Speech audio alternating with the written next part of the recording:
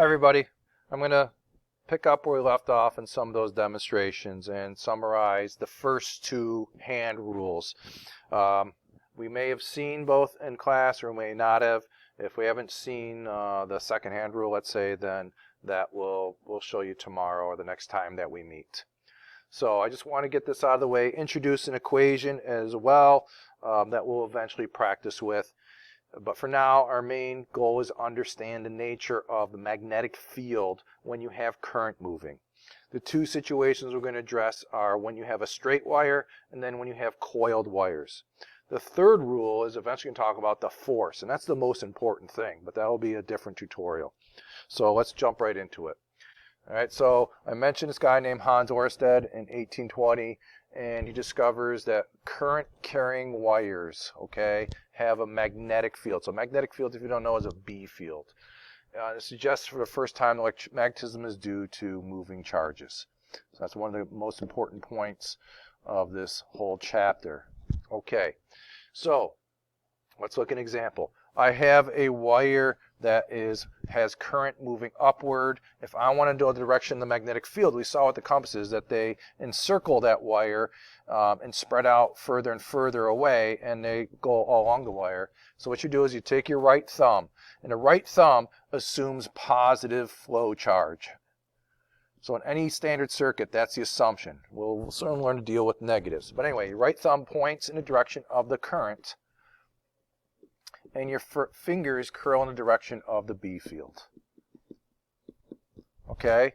And again, this assumes conventional current. Conventional. Sorry, that's a mess there. Okay? Positive charge is moving. If there were negative charges, and there will be times, then we use the left hand. So let's do two quick examples. So on this diagram here, I have a wire where current is moving to the right. We want you to draw what the magnetic field lines look like surrounding that. Okay, I'm going to try to talk you through it, but it'd be a lot easier if I could demonstrate it, which you obviously can't see me. So what you would do is take your right hand, point your thumb in this direction. And then if you look at how your fingers are curling, okay, what I want you to know, don't write anything down, is they're curling in above the wire and they're curling out below the wire.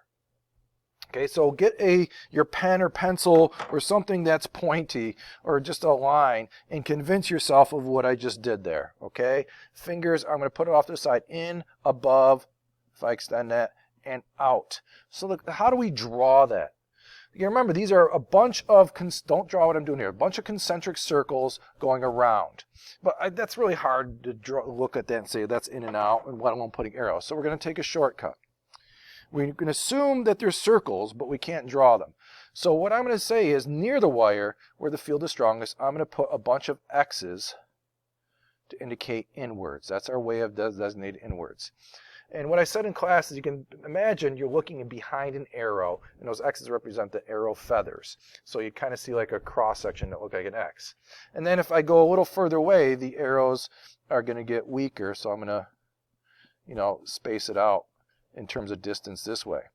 And then below, I'm going to have it's coming out, so out is given with little dots. Sometimes you put circles around them, but I'm just going to put dots. And I'm going to match for each X, there's a dot, and then space it out a little further below, indicating that the field is getting weaker. Okay, so from here to here is a little circle. From here to here is another circle, and another circle. And then from here to here is the other set of concentric circles. Alrighty, now let's look at another one, just from a different set of axes. Here I have current is going into the page. So this little circle represents a wire, and the X in it means that the current is inward because X is our vector for inward. So we want to know what the magnetic field looks like. So what would you do? Again, right thumb. Point your right thumb into the page, all right? So your thumb is going to be above your piece of paper, so you would point it into it as if you could go right through it. And then curl your fingers, and hopefully notice your fingers make a circle around it, and they should get successfully further apart, and they're curling in a clockwise fashion. Okay, so there is the first hand rule. Now, how do we calculate? Well, actually, I'm going to do that. So now we can look at a little bit more complicated problem. what is the net magnetic field at point P right here if I have two wires where the current is going down like this and to the right like that. Okay, so ultimately we're going to do magnitude and direction, but let's start with direction. Okay, and the direction is important because we've got to know, so the B net is the vector from the B field of A plus the vector from the B field of B. We got to determine, do we going to add those vectors or subtract them? In other words, are they pointing in the same direction, or are they pointing in opposite directions? So we have to use the first-hand rule to establish that before we plug in any equation. Not that we have an equation at this point, but when we do get one, you have to determine direction, just like I had to do with electric field intensity when you had more than one point charge. Okay, so let's go over to each wire and look at the direction of the B field for each one. So I'm going to take the rightward moving one. So that's very similar to the one here, except that it's in the opposite direction. So we should anticipate that the X's and dots will flip, but you should try it out yourself. So if you point your thumb to the right and you curl your fingers, you should convince yourself that it's coming out above and in below. So I'm going to put a bunch of dots above this wire, the horizontal wire, and a bunch of X's below it. Okay, I don't need to draw any more because I just need to know. So what I'm saying is anything in this, well, it's hard for me to draw, anything in this region above, they're all going to be dots. Anything below that wire are going to be X's. Now let's do the same thing for the vertical wire. I'm going to do a different color. So I'm going to point my thumb down, and then to the left, they're going in, and to the right, it's coming out.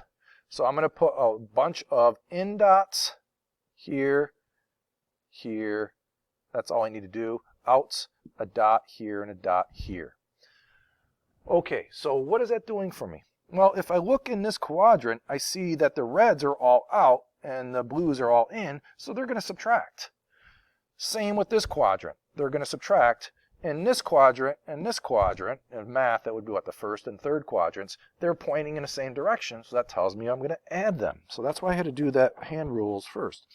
So since I'm interested in P right there, that tells me I'm going to do BA plus BB. So the net B is equal to BA, so I'm using that to indicate magnitude, plus B due to B. Now, how do we calculate the field intensity, how strong the field is? So I'm going to introduce an equation. I really can't derive that equation. It's complicated. There's not an easy experiment for us to do. So this is one of the few times we'll just give you an equation out of thin air. Well, actually, let's anticipate it. What does that strength depend on? Okay, let's take one of the wires, right? If I take one of the wires, how strong is the field surrounding it?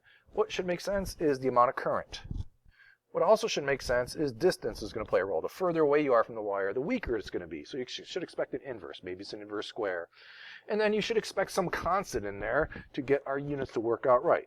And turns out that is how it is. So B, our field intensity, that's not a force, it's an intensity, like E field intensity, is equal to, so here's our constant. It's mu naught divided by 2 pi. It's a funky kind of constant. They tweaked it to make life easier. Okay, so here's our constant multiplied by the current divided by R. It's not R squared, it's just R. And that equation is in your reference tables. Okay. So, I'll come back to the blanks in a second. In terms of our problem up here, then our equations, I'm going to apply this individually for each one. So that's going to be equal to mu naught over 2 pi, which is a common for both these B's, so I'm just going to pull it out all together. Okay, I1 is 1 amp. Okay, 1.0 amps divided by, and we're 0.2 meters away. And I'm going to do that again here, so really it's the same thing, so I'm just going to multiply by 2. All right, in other words, I put P into place, so that's equidistance from both wires. In other words, it's a 45-degree angle, and we're adding them, that's why I'm multiplying by 2. You can work out the numbers there in a minute. You got to know what mu naught is. Okay, now when I do that, what units am I going to get? It would seem that I'm going to get amps per meter, but mu naught has its own unit. So let me define mu naught. Okay, so mu naught is defined as 4 pi times 10 to the negative 7th. All right, so don't ask why the 4 pi is there. Again, it's a convenience thing for the geometry of the situation. And then the units are Tesla meters per amp. That's mu naught. So if I do a Tesla meter per amp up here, multiply it by amp per meter, I end up with a B field intensity called a Tesla, capital T.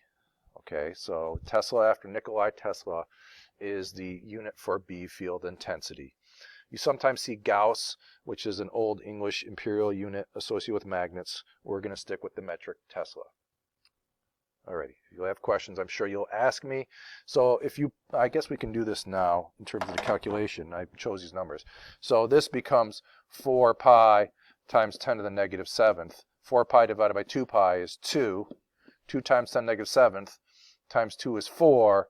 Times 1 is 4 divided by 0.2, which is the same as multiplying by 5. So that's 20 times 10 to the negative 7th Tesla. All right, maybe I made a stupid mistake, but calculating this is not the big deal. It's just knowing how to deal with the vectors. All right, I got to hustle here. Okay, the next question off to the side is, where is the net field 0? Well, it's where there were X's and O's in the same quadrant, which were these three. But if I'm right here, this wire is closer than this wire, so they can't cancel out. So it's got to be a line that's 45 degrees. So any place on that line they're going to be equidistant from the wire, but the fields are going to be opposite, so that's where they would add up to 0. Okay, so in the few minutes I have left, let's talk about the second-hand rule. So the first-hand rule defines the B field around a straight wire. This defines it around loops of wire. Okay, and this is how it works. You curl your fingers in a direction of current around the coils, and your thumb points towards the North Pole. And the North Pole is really the direction of the B field.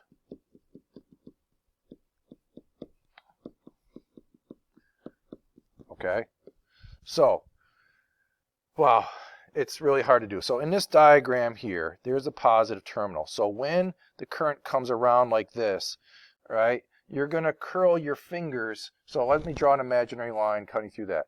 Your finger should be coming up on the opposite back end of this and curling down in front. So I'm doing it right now. I'm thinking you can see this. Obviously you can't. But the point is, if I curl my thumbs up behind this and down in front of it, my right hand has to be pointing to the right. My thumb has to be pointing to the right, I should say. So this is the North Pole, and this is the South Pole of that electromagnet. Okay, so let's look at this example here. I've drawn a bunch of X's here and dots here to indicate current flow. So if you were to point your fingers from the inside and come around to the outside, so if I draw again a bisector to help me do that, so my finger is going to be pointing in above and then looping back around below with my right hand, and my thumb has to be pointing to the left. And if my thumb is pointing to the left, then this has to be the North Pole and this has to be the South. Now I want to draw the magnetic field lines for this because it's important for a solenoid. Okay, so this is what they look like. You got to draw these real carefully. So we know that the field lines have to be pointing from right to left. So inside the solenoid, I'm going to draw 3.